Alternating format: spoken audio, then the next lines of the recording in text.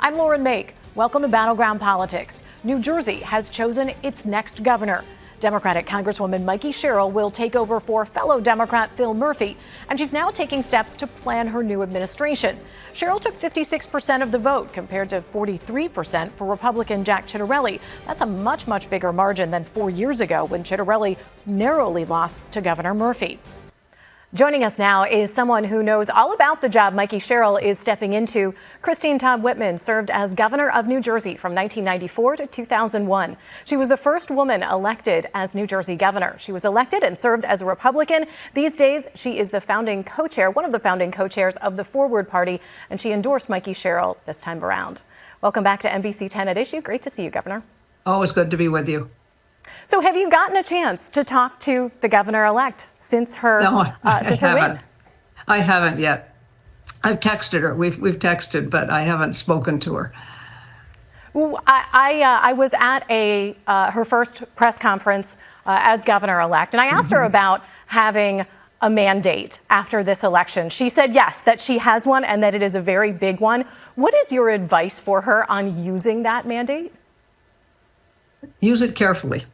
And use it strategically to get the things that are the most important and the biggest hurdles that you think you're going to face, to use it and then be able to use it, as I say, strategically. That's what's going to make the most sense. And she, she focuses on energy. She was focusing on the energy costs. So that's a place to go and use that. But it doesn't last forever. So you want to make sure you are careful about how you use the mandate. But it is real. I mean, she was elected handily. I wish I had half of that kind of a plurality when I was elected. So she has the ability, she has running room, and she should start to get right after the big issues that she wants to tackle and do it early on in this administration.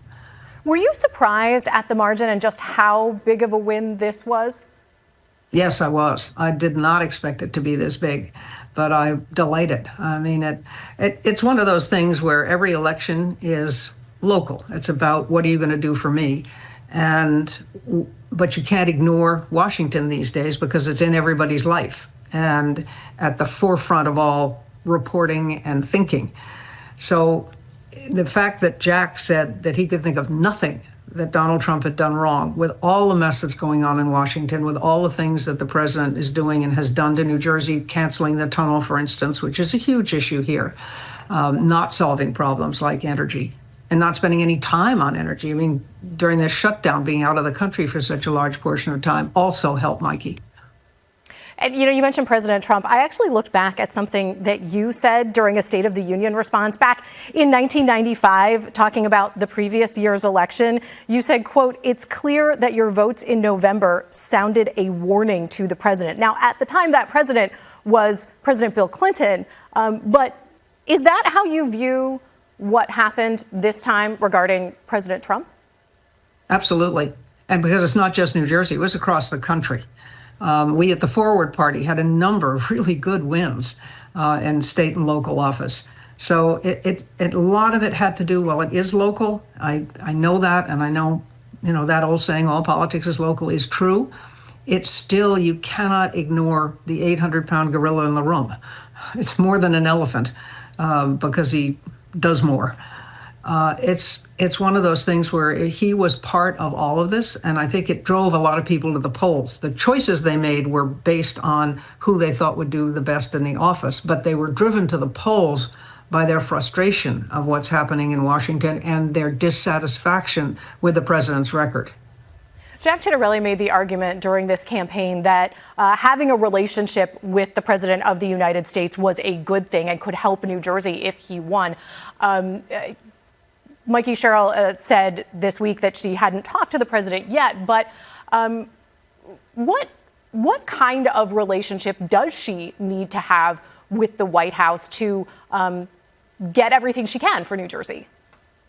Well, she needs to do what she's been doing, which is be open to talk to anyone, be willing to talk to them. But she's got to stand up for New Jersey, and that's what she's going to do. I mean, this president is so mercurial. You can do exactly what he wants 1 second, and then if you say the slightest thing that he doesn't like, bang, you're off the charts.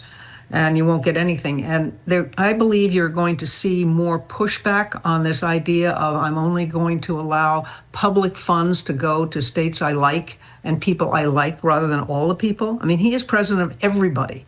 The people who didn't vote for him as well as the people who did vote for him. And also, by the way, when you take it out on a state like New Jersey, you're taking it out on a whole lot of Republicans. It's not just Democrats who are hurt, it's Republicans as well. So it makes no sense. And what the governor here needs to do is do what's right for New Jersey and stand up and be strong. And in many cases, like most bullies, you can get them to back down. When we look at the results of this election, you obviously have run statewide in New Jersey. What do you make of some of the swings that we saw in places like Gloucester County, Passaic County, places where Republicans and President Trump have had success recently, but Mikie Sherrill was able to turn things around the other way? Well, it's a real wake-up call for the Republican Party here. I mean, as you say, some of these counties like Gloucester, I mean, they've been solid Republicans forever.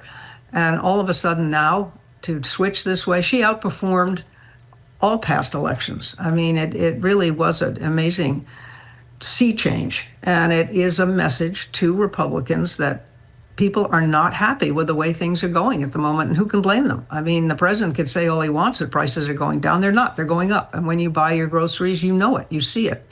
There's no amount of saying, no, don't believe that. Believe what I tell you when it's coming out of your pocketbook. So I think it is something that tells people, particularly within the Republican Party and particularly in this state and where most states are, where most people are, they're in the middle. They're not they don't like to be adhered to any party particularly. They want things solved and issues approached.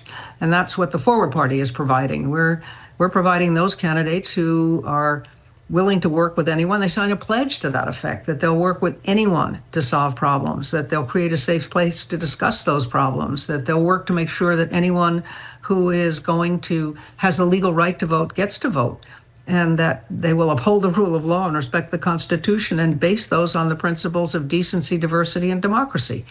That's what people want. That's what people are looking for. And I think that's what they said in this election by this switch in so many of the counties that have been heavily Republican and all of a sudden going Democratic, because one of the things that Mikie Sherrill has shown is that she's down the middle. She doesn't care about getting credit so much as she cares about getting things done. Do you think the lessons from this election hold for the midterms? That's a year away. A lot of things can happen in a year. A lot of things can happen in a year, absolutely. I don't think you should take anything for granted. I think you have to keep working at it. We will at Forward. We're going to have a lot more candidates in the next cycle to create that fulcrum. The beauty of it is you don't have to have everybody in a state legislature. Well, just look at the U.S. Congress. If you had 4 senators who were forwardists, you wouldn't have a shutdown. And this 10 on the House side, you don't have to have everybody. And of course, the same thing is true for state legislatures. If we can elect that nucleus of candidates in any one of these bodies who are ones who really want to solve problems, who really want to make the system work, you'll get it working. You know, I did a tour around New Jersey to talk to people in different communities a couple weeks before the election. And some of the voters I talked to, a few of them weren't particularly enthused by Mikie Sherrill. They really weren't enthusiastic about her, but they told me they were voting for her. What does that tell you about this election and how her campaign succeeded? Well, I think that's the Trump factor. That's what I said before, getting people out to the polls because they're so upset at how dysfunctional the two parties are at the moment. It was one of those things where they just, you throw your hands up and you say, come on. I mean, we are paying our congressional representatives not to work. They haven't been in Washington for 5-6 weeks now.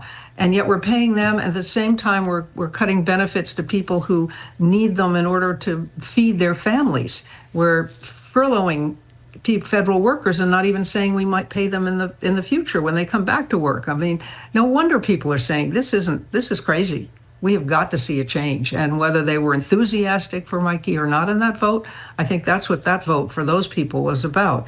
I suspect that they're going to be much happier once they see her in office, but that's where she has to be. She has to win those people over, and she knows that.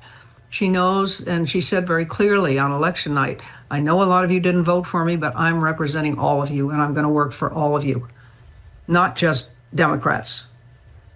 All right, we'll have to wrap it up there. Former New Jersey Governor Christine Todd Whitman, thanks for joining us. Always great to talk to you. A pleasure. Good to talk to you. That does it for this episode of Battleground Politics. You can hear more of my interviews with public officials, candidates, political insiders, and voters by subscribing to my Battleground Politics podcast. Past episodes are streaming now on NBC10.com, the NBC10 app, our NBC Philadelphia YouTube page, or you can listen while on the go wherever you get your podcasts.